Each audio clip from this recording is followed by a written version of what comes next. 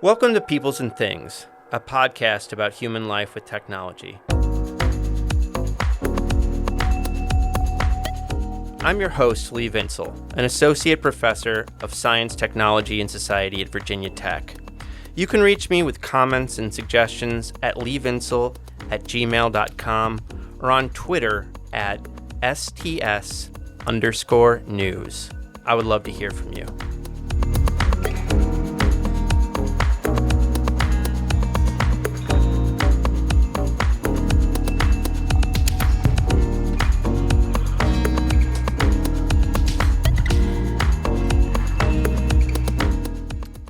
Cheap, tawdry, trashy, jerry-rigged, crude, slipshod, slapdash, junky, crappy, ass backwards, shoddy.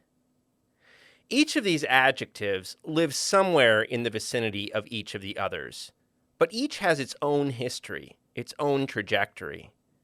The Oxford English Dictionary tells me that the term slapdash was already being applied to things being done quickly, carelessly, or negligently by the late 17th century. That's a fairly straight line, but sometimes the paths our words travel are crooked. Though few people know or remember this, shoddy, which we now use as one of these disparaging adjectives, was once a thing, a noun. It was a textile made from recycled wool, and it wasn't even necessarily a bad thing. In her fascinating book, Shoddy, From Devil's Dust to the Renaissance of Rags, historian Hanna Rose Shell, a professor at the University of Colorado Boulder, recounts the story of this material, from its origins in the British Industrial Revolution to its becoming an adjective of abuse. Along the way, Shell raises a number of important and interesting topics, including the long history of reuse and recycling, and how forms of technology and work become tied to social status. With shoddy, it was the anxieties of low-class, low-status work and poverty. Shell and I also discuss how individual technologies become mirrors for the worries, fears, hatreds, and other feelings of society. How when we look into the history of any technology, we often see ourselves reflected back. I hope you enjoy this interview. I had a lot of fun doing it. Get excited.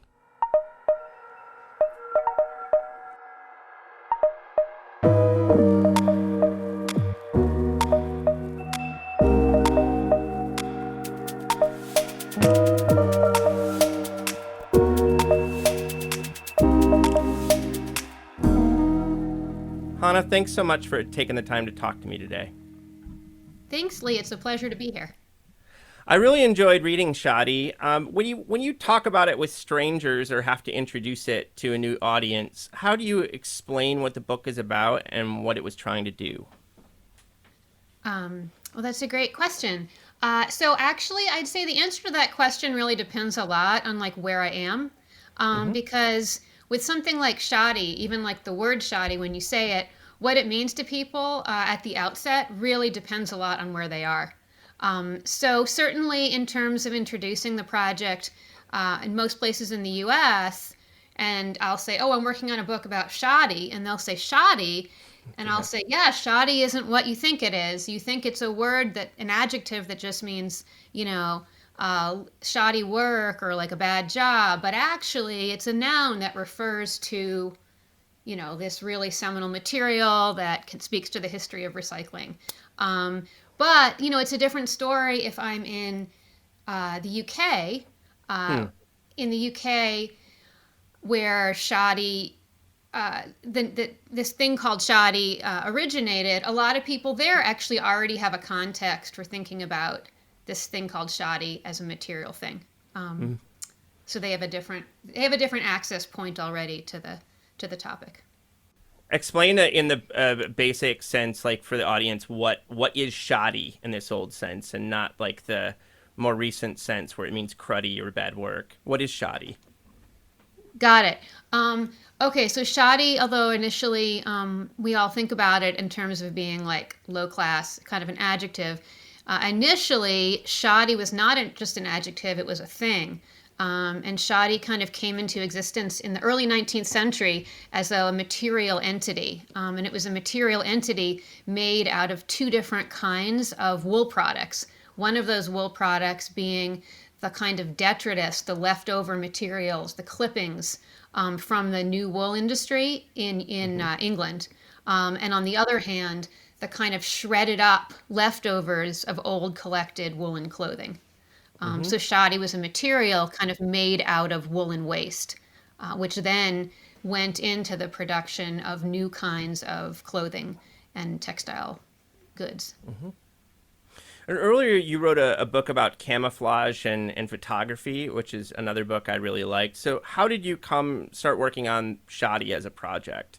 How did I get to shoddy? Well, actually, the origins of the shoddy project really, to me, came out of a film that I made in the early 2000s, I guess, about secondhand clothing more generally, and about like secondhand clothing and its meaning and its kind of like social connections to immigrant communities that kind of collect it, sell it, wear it. Mm-hmm. And it was in the context of producing that film that I first came across this thing called shoddy. Actually, in a like World War One newspaper clipping that I Huh. found in like on microfilm at Widener Library at Harvard.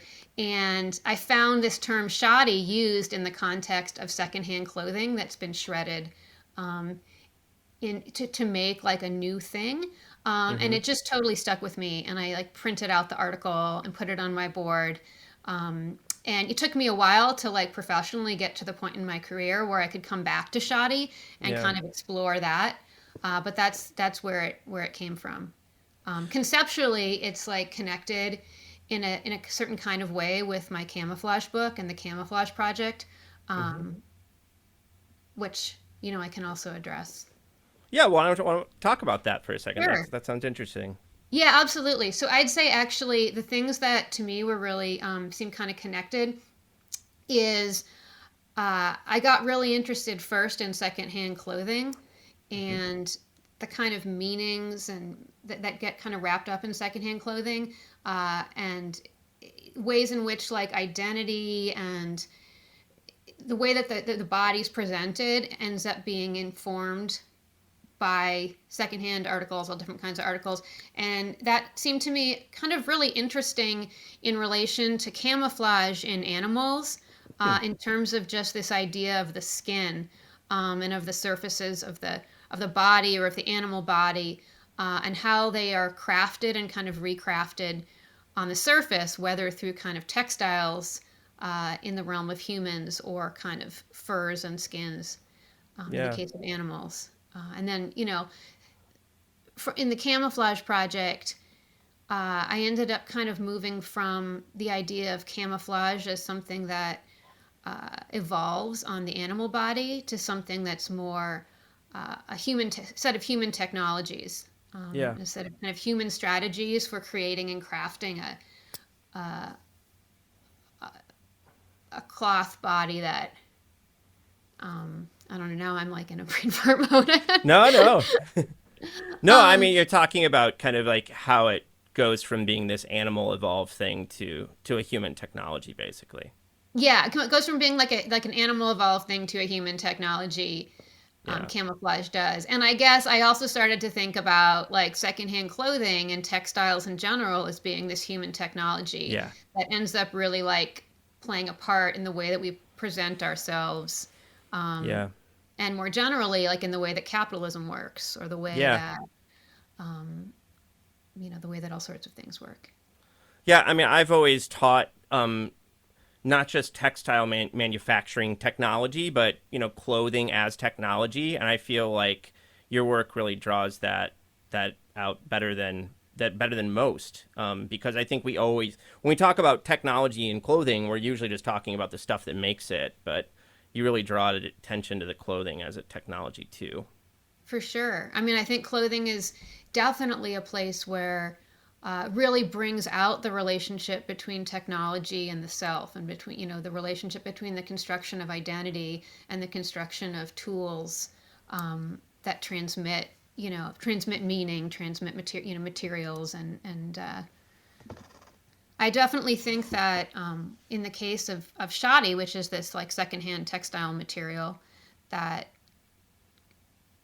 creates these new kind of fabrics, um, the fact that like shoddy ended up becoming this really angsty, the fact that shoddy of all recycled things ended up having this negative valence Yeah. really does connect, I think, to the fact that people's bodies, things are so proximate on our bodies. Mm-hmm. Um, Yeah. I'm going to ask you more about that later. I mean, it's so striking how anxiety producing this stuff was for its whole history. Um, yeah. I really love the way you begin the book with kind of stories of your research trips to England. It sounds like you had a great time, but also just the trips themselves were very memorable for you. For sure. Yeah, absolutely. Definitely. When I began this project, I was I was so compelled by learning just that there was this thing called shoddy. And I thought that was so Mm-hmm. weird. And then was so interested to learn that there was actually like a place in England where this thing had been made. Then I felt so compelled to like go there, like just to go there Mm-hmm. with basically nothing, with like no knowledge, having done no real research, and I just had so much like excitement and passion to see what I would find, and I just so I think I just had a very open mind, Yeah. and yeah, absolutely, I ended up meeting some incredible people, Mm-hmm. um, a lot of incredible people that were really surprised that I was even interested. Uh-huh. And therefore I think we're extra kind of just friendly and interested and interesting. Giving. Yeah. Yeah. Yeah. So, for people who haven't heard of this industry, where is it kind of economically centered in England, and what are the towns involved? The shoddy industry emerged in West Yorkshire, which is an area in northern England and is the kind of seat of the textile industry, and in some sense, at least of the wool-based industrial revolution Mm-hmm. in England. There are the towns. So Bradford and Leeds are two real industrial centers that played a really huge role in the wool industry in the 19th century. Um, there were a series of small towns that kind of are flanked by Leeds and Bradford, and that became known as kind of the heavy woolen district, and it sort of a triangle that which became where shoddy was developed. So there's Batley and Dewsbury, and then another town called Wakefield. Okay. And these became towns where a lot of kind of like little factories sprang up to take in the waste products from these larger wool towns and create Mm-hmm. a new thing. You show in the book that rag collecting and the image of the rag man, the rag collector goes way back in history. I mean, you really point to the kind of long history of reuse and recycling. But this story of the shoddy industry really emerges with the Industrial Revolution. So why does it emerge when it does? And yeah. By and large, up until the Industrial Revolution, there was textile reuse and textile recycling, as you mentioned. So, on the one hand, there were these kind of itinerant tradespeople, peddlers, who might go from town to town, buying and selling old clothes. On the other hand, there was a lot of kind of reuse, rewear, regifting within families, let's say. Mm-hmm.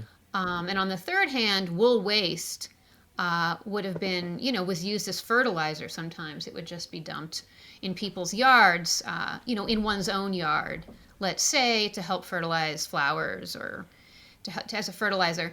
But it was in the Industrial Revolution, or once you had the Industrial Revolution in the early 19th century, there just became a lot of, first of all, a lot of wool waste and a lot of waste that started to be generated from the wool industry. So rather than there being piecework Yeah. and people kind of making stuff on their own, there would be this kind of like centralized mills, and when you were sewing clothes, there would be these leftovers. And Mm-hmm. even and with wool scouring, so the cleaning of wool became this giant industrial operation as opposed to something happening, and so you'd end up with a lot of wool, dirty wool. And Mm-hmm. meanwhile, there were also just became more and more and more clothes. So collecting old clothing also became something that could be done on a more kind of industrial, Mm-hmm. capitalism heavy scale. Yeah. And meanwhile, at the same time, once you had increasing flow of new textiles happening, across the English Channel, you also ended up getting a kind of return flow of rags and of old Yep. clothes. So, part of the Industrial Revolution, especially I think later in the 19th century, is about the introduction of specialized machinery, and that's part of the story here too. So, what is some of the specialized machinery that emerges in the shoddy industry? Oh, sure, that's a great question. I love talking about the specialized shoddy machinery. So one thing that is often credited or often seen as like the technological progenitor of the production of shoddy is a machine which is like a rag picking machine, which very early on was called the devil. So it was a rag picking machine that would Mm-hmm. kind of pick apart the rags with a series of swifts, um, kind of like a modified carding machine. That was, the dates when it was first developed are a little up in the air. People like to say that there was a man named Benjamin Law who invented it at a certain moment, at a certain Yeah. time in Batley. The reality is that like one doesn't really know, but quite soon this machine called the devil became very pervasive and became kind of completely synonymous with the shoddy industry. Yeah. And it produces a lot of dust, right? I mean, that's part of your title, which has all kinds of consequences, including health consequences for the workers. Hmm. So one of the things that the subtitle of my book, "The Renaissance of Devil's Dust and the Renaissance of Rags." All right, I mean Devil's Dust.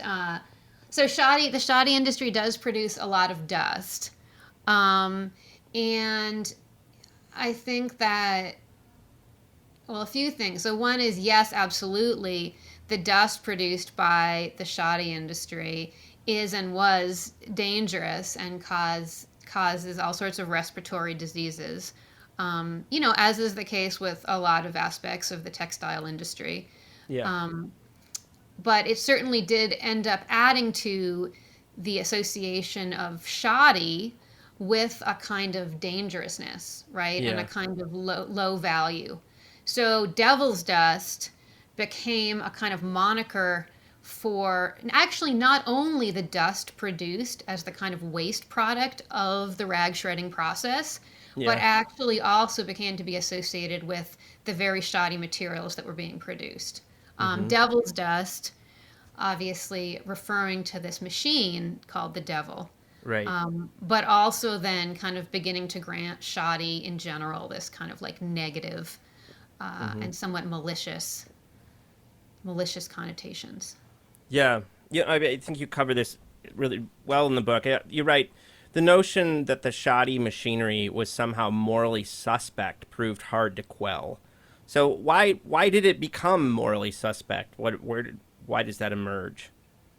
A number of different reasons. So on the one hand, there's a kind of incentive on the part of the new wool industry that emerges very early on Yeah. to kind of like make the shoddy industry look bad.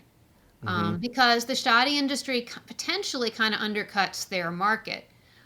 If clothes are being made out of shoddy material, shoddy wool, they're not being made out of new wool. Mm-hmm. So that's one thing, is that there was that kind of incentive uh, to sort of look down maybe on make shoddy look bad. Uh, but there was also a way in which, especially in that early 19th century period, um, shoddy became really synonymous with and really seemed to exemplify, I guess, a lot of the ills that were being seen generally in the kind of new world of Mm. capitalism and of factories, right? Yeah. Uh, and it seemed it had all of these qualities. I mean, the very fact that it was associated with old clothing and with sort of poor people shredding up other people's dirty old Yeah. clothes, that kind of like added to the weight of being able to say like, oh, these factories are bad, Mm-hmm. and to the kind of more like landowning classes ability to really say like, you need to keep the power with us, and Mm-hmm. kind of try to keep put down a little bit the power and growth of these factory owners. Yeah. What do we know about the workers? Was the work, were they poorer, and was the work worse than, other textile industries, or was it just like they became some kind of symbol of this, evil? Yeah, so were the shoddy workers actually any worse off than the Yeah. than the wool scour workers? That's a really good question.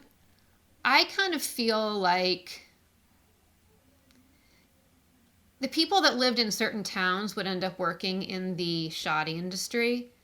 Uh, I do think that, I don't know. Honestly, I'm not totally sure. Yeah, yeah, that's okay. But, Well, I but mean, my, it but also my just be, gut says yes. I mean, at least in yeah, the way that it's hard not to listen to like um, Karl Marx or like yeah, Engels, right? Like they are really down on this shoddy industry, and they really yeah, use shoddy as like a stand-in for the absolute worst, the absolute ills of the capitalist system. yeah, And so it's hard not to kind of be a little bit persuaded by them. yeah.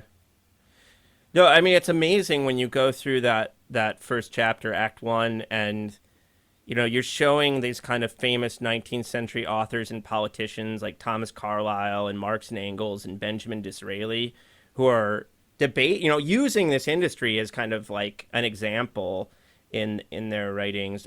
Were you expecting that when you were like going back from World War One, that you were going to find it being so central to these debates? No way, not at all. I mean, that was one of the many things about this project, this book that's so exciting to me. Not at all. I mean, this was just like nobody had written anything about shoddy. I just got interested in it. And yeah, like the deeper I looked, and both by talking to the people I met and engaging with people in these towns, but also like digging into the archives, the more I was shocked that this thing called shoddy could have actually engendered so much discussion and Yeah, consideration, like both as a metaphor, as a material, and as a kind of, economic process among these like really important characters, right? mm-hmm, yeah, You have like Marx and you have Carlyle and you have Disraeli. These are like really important intellectual figures in the way that we yeah, think about the 19th century. So no, that was a something that as I started to put it together really like amazed me, and sort of yeah. left me a little bit breathless, honestly. Like whoa. Yeah, I mean, I think you would, if you were just reading Marx in class or whatever, and you saw some paragraph about shoddy, you would just be like, okay, pass over it. But like when you take all these different texts and put them together, it really stands out what a major example it was for these folks writing about their moment. Yeah, and I think I found it honestly like pretty validating. Yeah, That my like sparky inspiration in this shoddy, like shoddy used to be a noun. That's interesting. And I think a lot of people were like, when I started the project, like, that's random. Why yeah, would you write about that? I mean, which right, they've done with projects I've done before. And I was like, no, I think it's a really good, I really want to pursue it. And when I did start putting together this bigger picture, um, yeah, this like even there's the 19th century picture, even just that industrial British picture that yeah, the Marx. I was like, wow, all right, like this is going to be a project. It really started to build into something that I felt like I could really stand on in a way. yeah. I love that. So like so many elements of the British Industrial Revolution, it eventually becomes more than British, and it spreads. So you also show how the shoddy industry emerges in the United States, and especially around the Civil War, becomes an important moment. So how did the fabric and the industry fit into kind of American struggles when you turn your attention there? Sure, absolutely, yeah. So just as you sort of point out, the shoddy industry did relatively quickly end up kind of migrating, you could say, from northern England over to the United States around like the 1820s, 1830s, and the shoddy industry sort of became built up in a way alongside the textile industries that we know so much about in like Lowell and Massachusetts, and especially in New England. Uh, and that industry ended up creating the kinds of clothing that would have been created in England, which was mostly kind of slightly lower quality suits and clothes for the middle class or the lower middle class, I guess, but also in the United States ended up playing a really big role in the supply of the southern plantations. So Mm-hmm. actually, one of the things that began to be happening is that the shoddy manufacture that was going on in the United States ended up being producing materials that were either shoddy wool and cotton blends that became the clothes that would then be shipped down to basically clothes slaves on plantations. And this was, obviously from the beginning, even before the Civil War, already in and of itself kind of problematizes notions that some people have that somehow like New England industry and the southern, the plantation economy were somehow separate. Yeah. So the shoddy industry and shoddy fabric ends up being used on plantations to sew these clothing. But meanwhile, alongside this, as the kind of things heated up and the Civil War kind of got going, these same companies that were producing shoddy fabric for the slave market ended up kind of transitioning their process and their product to kind of instead to clothing Union soldiers. So Mm-hmm. at a certain point, they stopped being able to supply what they would have called Negro cloth or slave cloth to the South, and began instead, being kind of government contractors working, producing cloth for Union soldiers. Mm-hmm. Now, this shoddy material and shoddy in general is not necessarily worse per se Right. than new wool fibers. If you like start with a high quality waste wool or discarded wool clothing, you're not, and you shred it up and you reweave it, you're not necessarily going to get that much lower quality of a good. Yep. However, in the U.S. Civil War, it sort of so happened that there was just a lot of really shoddy being Yeah. made, Uh-huh. and in a pretty inopportune context because it Yeah. so happened that there was a lot of really a lot of really badly made uniforms ended up Yeah. being supplied to soldiers. Um, So is so this it what you became find kind of sense of the word comes from? Is this moment shoddy as shoddy? Yeah, absolutely. I think you see a little bit of this shoddy as shoddy coming up in some of the sort of poetic writing Mm-hmm. in England around, by the 1840s, 1850s. But it's really in the United States when shoddy begins to be used for making uniforms in the Civil War that like shoddy really becomes shoddy in the public imagination.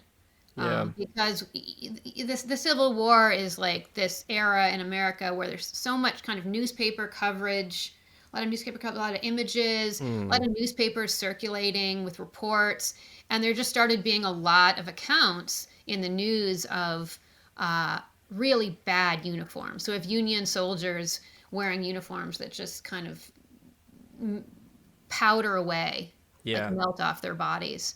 Uh, and so, shoddy becomes shoddy. Mm-hmm. Shoddy millionaires. There just become a lot of ways of mocking and really a lot of animosity towards New England manufacturers Mm-hmm. as a result of this kind of what ended up being a kind of visible and much talked about role of shoddy in the kind of ineffective Yeah. outfitting of the. I mean, it must have been, you leave home and you go into like what must be for many of these men and women, like one of the most difficult times of their lives, and then the clothing is falling apart in them. It's just a bad timing, I guess, as much as anything, right? Yeah, it's bad timing, and it's like I don't want to say bad optics, right? Because I, Yeah, bad but optics. it's like Yeah, really bad optics, especially because the stuff that's falling apart is like, blankets that say like United States of America on it, right. right? You know Yeah, what I mean? It's not just their socks; it's like their brand, their socks, and their their union is uniform. falling apart. Their Yeah. union is falling apart, like, and the very things that they're wearing, right? Which Hmm. should be kind of like wrapping them in the kind of security or the power, the strength of the union. Hmm. Um, Somehow they're disintegrating or Hmm. flying away into powder. So it's sort of metaphorically really awful. Yeah. There's a really striking section in that act two of battleground scenes of war dead. And I thought I knew that genre pretty well of photography, but there was some number of photos in there I'd never seen before. So, what do you see in these photos as a kind of historian of shoddy and of textiles that maybe most of us who just see, battleground photography are missing? Yeah, so great. So there are these really, like you mentioned, these really famous and kind of iconic images of the Civil War by Gardner, by Thomas Brady. These, famous images of these dead corpses on battlefields in the sort of wake of these incredibly like violent and dramatic battles. And these images are very, I think most Americans anyway see at least some of them, like even in high school. Yeah, And they're like totally. they're high school textbooks. Yeah. And then they certainly also figure very heavily in any kind of history of like American photography. Yeah. So a big debate that there often is a discussion generally is like, were these real or were they posed? Mm. That's a big thing. Like, were they posed, or were they actual scenes? And people ended up discovering that they were actually posed and this and that. But I guess I saw something in them that I certainly hadn't seen before getting really interested in like textiles and shoddy and stuff, which was just like the centrality of all the uniforms and the Mm. blankets in the pictures, which just hadn't really computed for me, and also like aren't really commented on normally. Normally it's about these corpses, these Yeah. like white ashen corpses. And I just got really interested in the kind of materiality of these textiles and the way in which they really were like wrapping. I mean, they were like shrouds. They seemed so like connected to the bodies, to these dead bodies, Hmm. and just somehow so meaningful. And I guess I just really kind of started digging into those uniforms, and really connecting them, I guess, to all of this language and all of the ways in which the war, Civil War, and the tragedy of it was talked about in relation to the tragedy of these disintegrating, Yeah. low quality army uniforms. Hmm. And to me, I guess then that pushed me in a direction of thinking about, the relationship of a textile, any kind of like discarded textile from a dead body, like in a shroud of Turin kind of way, the kind of spiritual or symbolic relationship that might have to actually like a photograph. Hmm. There's something about those Civil War photographs that, you mentioned, that are so like talismanic.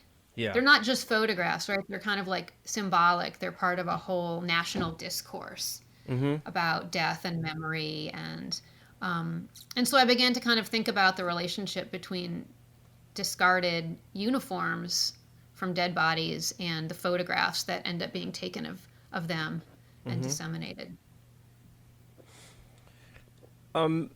In the next act of the book, you turn to the late 19th and early 20th century, and there, shoddy is connected to a lot of issues, but one of them is, this is the moment of immigration and anxiety about immigrants and cities, right? Worries about kind of the urban spaces and poverty in this, and they're like there we find shoddy again, and so like why do you think that Shoddy continued to be so tied to anxieties, even in this kind of later period. Yeah. Yeah, shoddy is pretty tied to anxieties.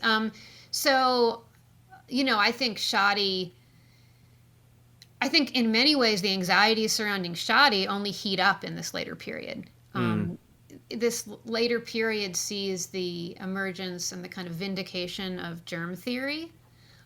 And so I think a lot of the kind of anxiety, worry, negative association with shoddy that had existed because, kind of like, oh, is it really okay to be wearing this material that's made of shredded up dead people's clothing? But yeah, more of a kind of like spiritual, quasi religious worry yeah, became kind of really focused on like the question of germs, right? yep, And on this issue of like, okay, now we know that disease is mostly caused by germs, or we're still debating it, but we've got the where do these germs live?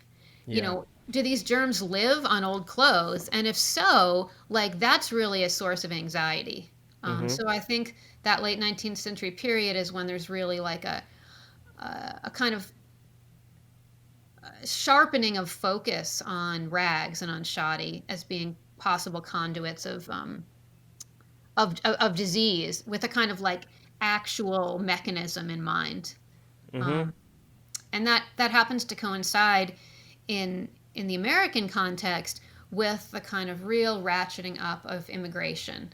yeah, And so at the same time as there's this new concern about disease agents mm-hmm, being transmitted in clothing, in old clothing, and in relation to the shoddy industry, the same kind of anxieties emerge in discussions about the kind of inflow, I guess you could say, of people and of new inhabitants in the country. yeah. I don't, your book led me to kind of some kind of philosophical reflection or something about what we do as historians. I mean, I feel like you if you track any object through time, you can kind of see that thing become a mirror for the world it inhabits at different times. My first book is a history of automobile regulation, and it follows the car from like the very first car in the United States to like the present, and what you can kind of use it to use the car as a way of studying governance is what I do in that book, right? I mean, it's like you can kind of see the world reflected in the object and how people deal with it. But I just like it was so striking to me how shoddy was a kind of mirror of anxiety throughout like the history you tell, and that even though you go from these very early moments in England to 100 years later in the United States, and it's just like it's a mirror of worry or something like that, and consternation amongst different publics. I don't know. Yeah, I mean, why do you think that is? What is it about this stuff? Um, yeah, I think that people in general and across time are really concerned about their connections with other people, Mm, um, but also their individual identities. yeah, And I think that this stuff really like gets at especially if you're dealing with your clothing's getting shredded up and ending up on other people's bodies. I think it really gets to the core of a lot of mm, anxiety that we generally just like have as humans. yeah, Um, and but I think shoddy because it so often couldn't be identified, like you didn't know where it was. Um, Also, just like really taps into anxiety around, things we don't see or things we can't about it could have authenticity. yeah, Um, so I don't know. That's yeah. No, I like that. I mean, it's kind of the juncture between our relationship to other people and our own identity, and those things are always fraught, right? And they're always deeply interrelated. yeah, for sure, for sure. And I think shoddy too is a real. I see it as a real metaphor for like what innovation is. I mean, Mm, innovation is always in. Well, I'm not. I'm not a. I didn't write a book about innovation, but I mean, it seems like innovation is always about creating new materials and new tools out of the knowledge that comes before and out of the Yeah. materials that come before. And shoddy is in its like very nature about finding ways to kind of literally grind up the materials that have already been made, like the clothes that have Yeah. already been made, and even like recrafting the tools that were used to initially produce those items to create something new, to create like a new market, to create a new Hmm. industry. And that's also kind of, produces a lot of anxiety. Yeah. Um, but I think there is like also this, yeah, this very kind of like spiritual Hmm. anxiety that really gets to the core of just being a person and having all of your own personness, like your own Yeah. stinky smell that stinks up your shirt, and Yeah. um, for sure. That's nice.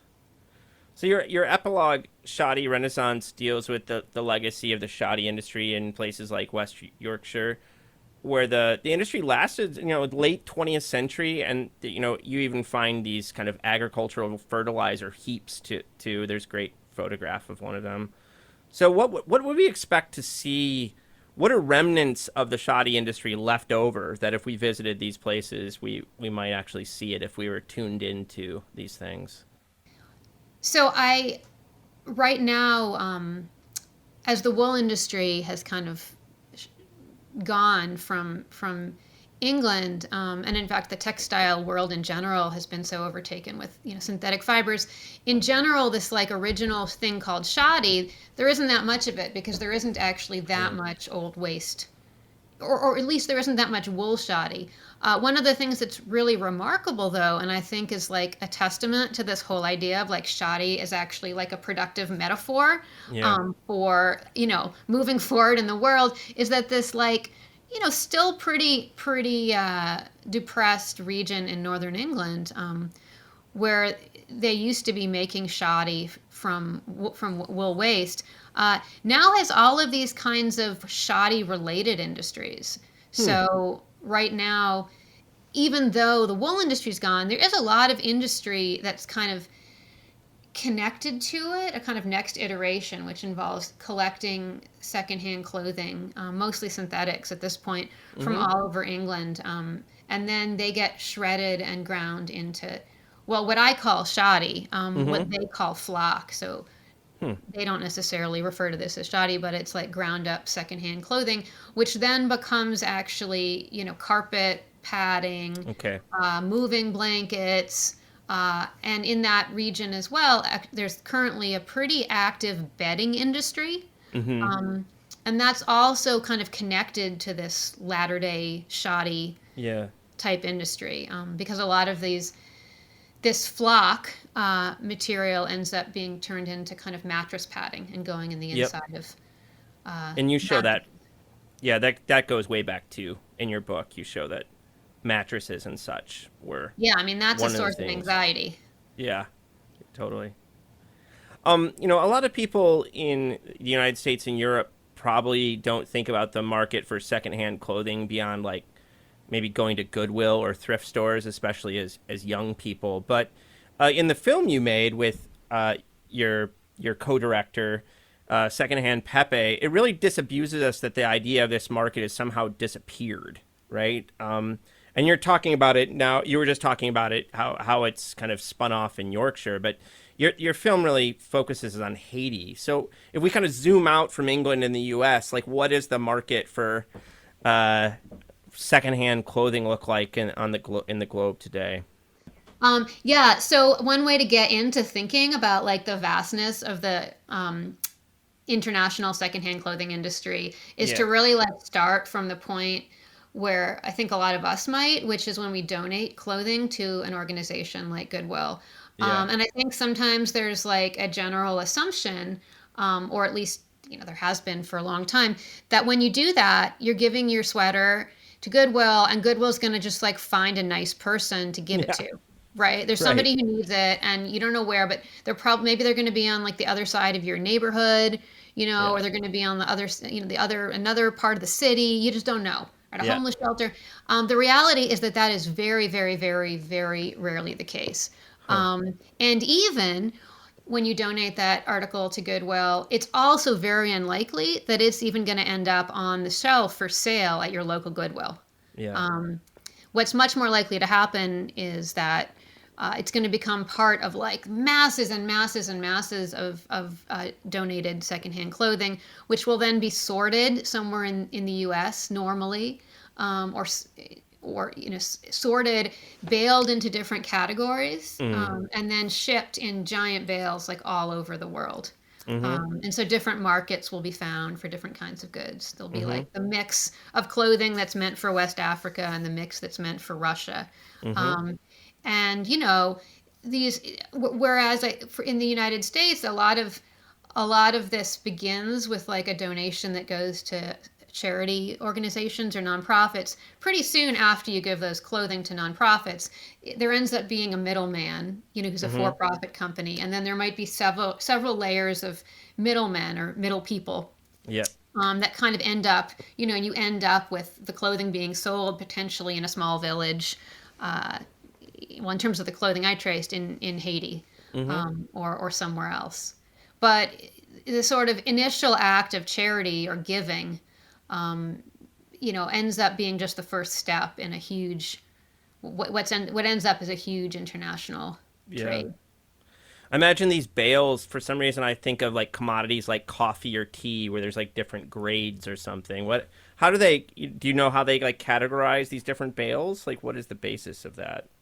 It's really interesting because I met and I've talked to a lot of like used clothing sorters over the years. Hmm. And, just the way that a lot of it is they distinguish with touch. So, Huh. you feel things. So I mean, there can be different things that people are looking for, but you might feel Yeah. things to figure out, are they synthetic? Are they wool? Mm-hmm. Um, these days, I guess a lot of sorting happens. You might sort some stuff will be sorted out for like wiper rags for making rags for the auto Okay. industry, and Mm-hmm. then you'd have a grade for like summer clothing, and summer clothing might end up getting shipped more like to the Caribbean or to Uh-huh. Africa. Winter parkas could get created into a bale that then would go to Russia. Okay. Um, Okay. so so Yeah. there's bales.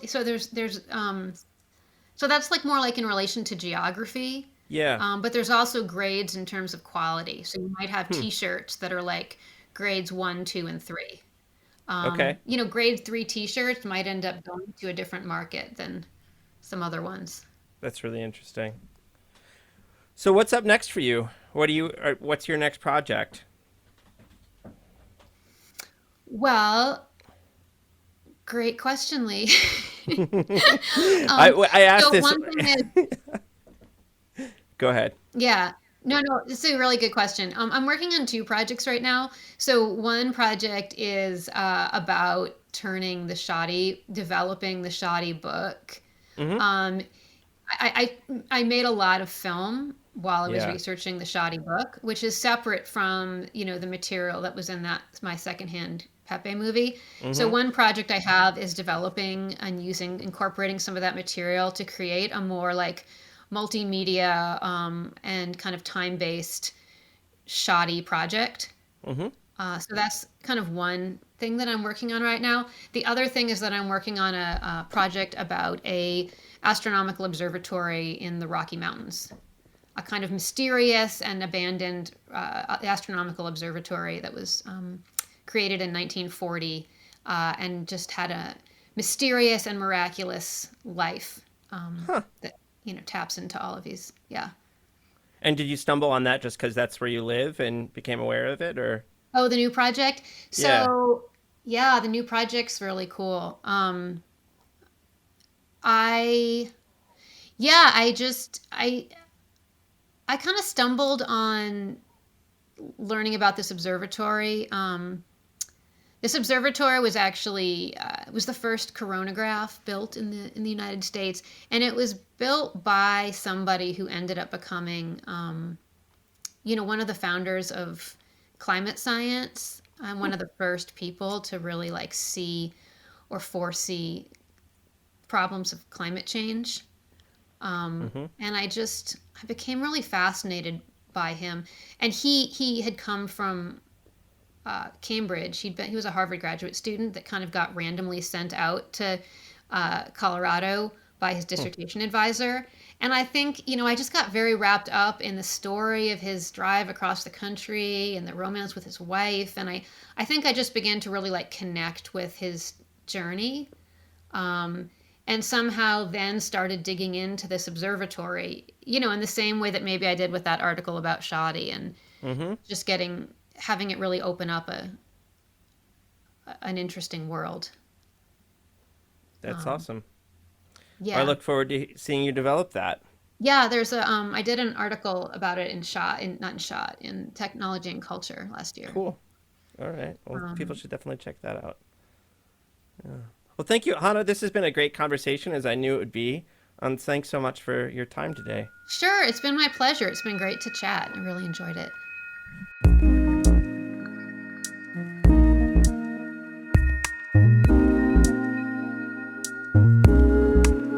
I hope you enjoyed this episode of our podcast. Peoples and things, like most things in this world, depends on the work of many people. I want to thank my brother Jake Vinsel for writing the music for the show. I want to thank my buddy Juliana Castro for designing the logos for the podcast. You can check out her work at julianacastro.co. Peoples and Things is a production of Virginia Tech Publishing and the University Libraries at Virginia Tech. Production activities are supported by the Athenaeum, a space in the library that acts as a hub for digital humanities teaching, learning, and creation. Joe Ford is the Athenaeum coordinator and digital humanities specialist at VT Libraries, and he serves as producer and sound engineer for the podcast. For information about other podcasts from Virginia Tech Publishing, visit publishing.vt.edu. I also want to thank you for listening. Thanks.